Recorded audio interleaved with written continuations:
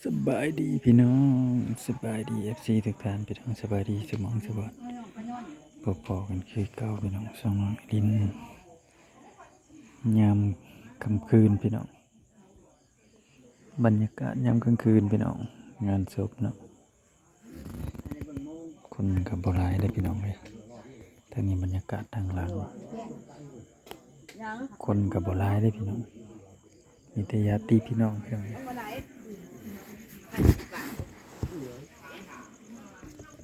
ใช่ไฟไม่ไปใช่อืมไม่ให้หน้าเลยยังกระกัด อันนี้หน้านี่บ่ น้องตาเขามาเนี่ยนี่ใครจะปาก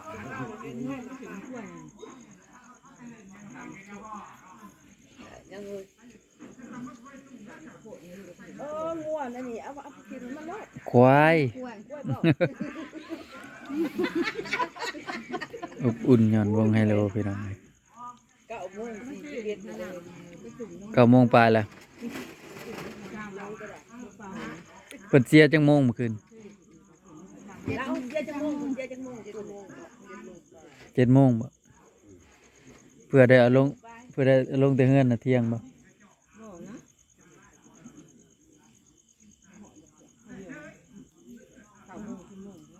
ครับ ประมาณจำนี่แหละเราเดือน เขาเอาหีบมาแล้วก็เอาลงรถ แม่น อืม จะเอามากินเลยเนาะเนี่ยเขาเอ้ยกินมาจับจำหู จำจะเศร้าไฟก็บ่ไปเอาไปเฮาไปถึง ก็ ทางซุปก็ ก่อยเจียวอันก่อยไว้แล้วบ่เจียวหวานยำมักม่วงซอกโปะโพะ ก่อนแล้วเอาบ่ จังหน่อยก่อน แล้วมาได้เดียววันห่วงเด้อ ไว้ให้แล้วเดี๋ยวอยากเดี๋ยวไปเข้าไปหากินเนาะ มีเรียกบักห่วงถอย อืมงานติดต่อกันเนาะงานปรับงานบุคคลบ่หลายเนาะอยู่บ้าน ก กั ระ น ยุนมือได้ทั้งนั้นกระยุนตกมือเช้า จิตตั้งกองบุญวันอาทิตย์ อีโตจังเลยก็ยกงูมาทางผีเนาะเรียกงานกระยุนไปงูมาทางผีอีกว่าทางผีสังฆทาน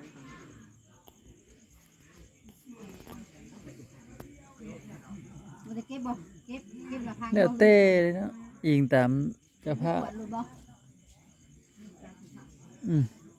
ลูกเต้าอย่าเฮ็ดให้ก็ได้เลยสิเป็นหยังเนาะ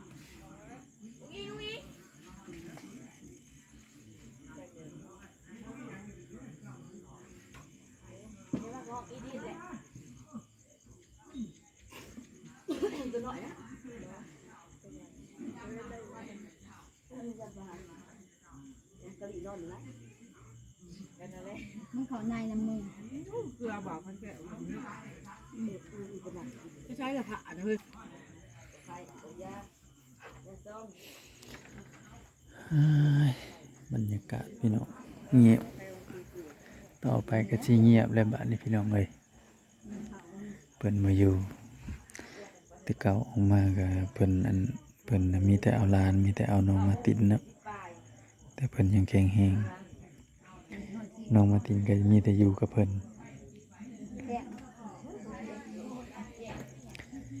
วันนี้ออกมาก็บ่มีแล้วพี่น้องเอ้ย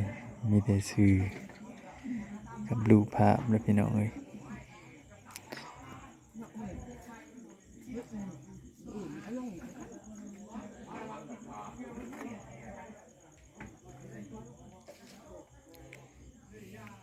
คุณบ้ามึงไหนดาว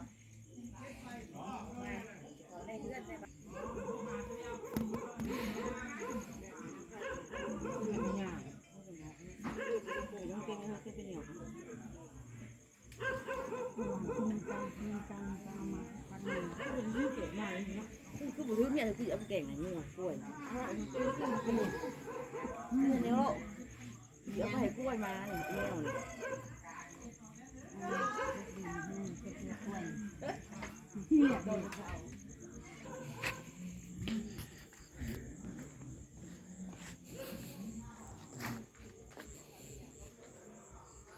ไปนอนอยู่เงินได้บัดนี้ เงียบสงัดได้พี่น้องเลยบ่มีผู้นอนในบ้านเพราะว่าเฮือนหลังบางใหญ่ก็เฮาก็เอาลงไว้อยู่ตารางเนาะให้วิทย์สาขาเฮือนเป็นหยังจังว่าให้วิทย์สาขาเฮือนเพราะว่าเพิ่นเสียเมื่อวานนี่มันสินดับเราต้องให้เอาลงวิทย์เอาต้องเอาลงให้วิทย์เฮือนวิทย์สาขาเฮือนไหนก็พอไอรินนี่แหละพี่น้องเป็นคนมาเฮ็ดกับทีมงานพี่น้อง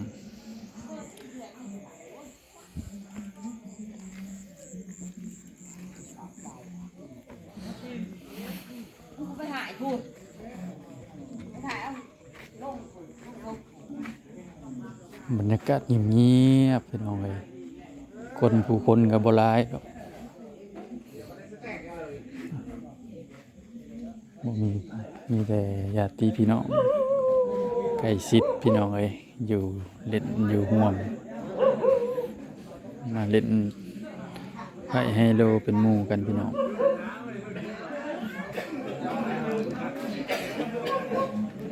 อันนี้ก็สีอันเดียวกันครับอันไม่เท่าเม่งอะเนาะแม่อันเจสายแดงนะสีอันเดียวกันรถแบบเพิ่นเสียชีวิตวันพระใหญ่วันโกนคาแมนอยู่บ้านพอไอรินนะก็เสียยามกลางคืนก็คือเอาไปกลางคืนเอาไปปราสาทกลางคืนโลดบ่ได้เอาลงงานแน่นี่อันนี้เพิ่นเอาลงงานเนาะพี่น้องเนาะเพิ่นเอาลงงาน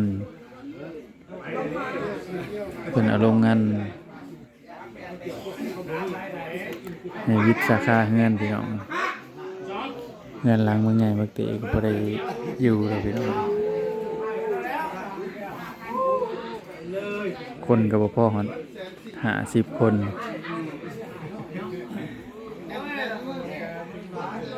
นี่เท่านี้แหละพี่น้องคนเดี๋ยวแต่สื่อแต่เสียงพี่น้องครบงานหีบศพอยู่ตารางเนาะ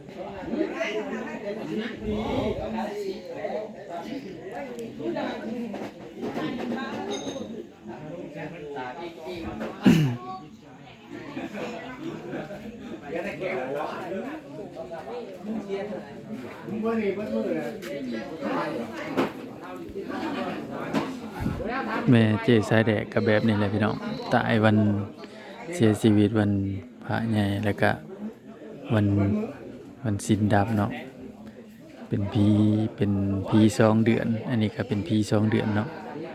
เป็นตายเดือนก่อนบ้านนี้ข้ามมาเดือนนี้เพิ่นสิ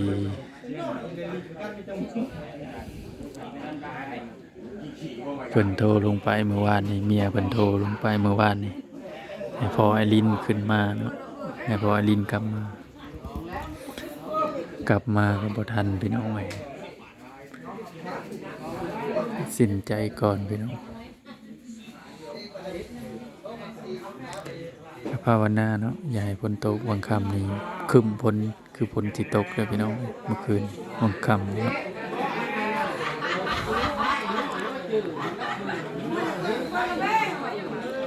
เราก็ลางานมากระทันหันพี่น้องเอ้ยกระทันหันเพราะว่ายังเฮ็ดงานอยู่เนาะวันนี้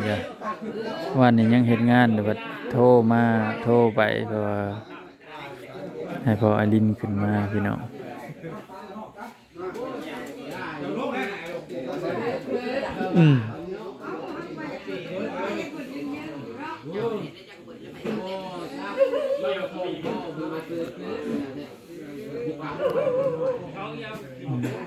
เห่าทางนั้นน่าสิมีไฟอีกเนาะดวงหนึ่งเลยในเฮือนหลังมีไฟอีกดวงหนึ่งในเฮือนหลังไฟสิไฟ